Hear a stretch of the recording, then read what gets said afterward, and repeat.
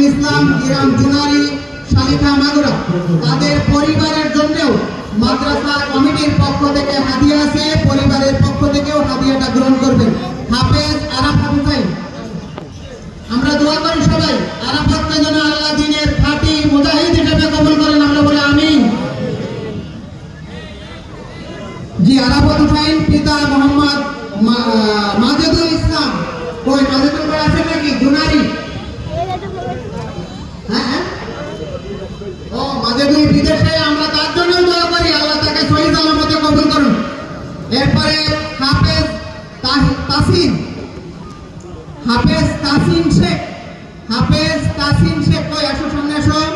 পিতা মাজেদুল ইসলাম, লস্করপুর মাগুরা সদর।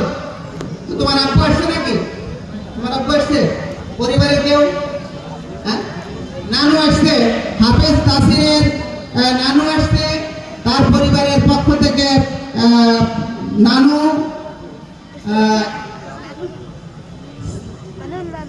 নানি নানি না না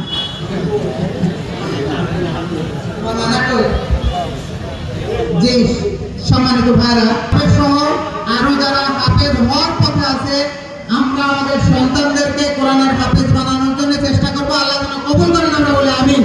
সম্মানিত ভাইরা,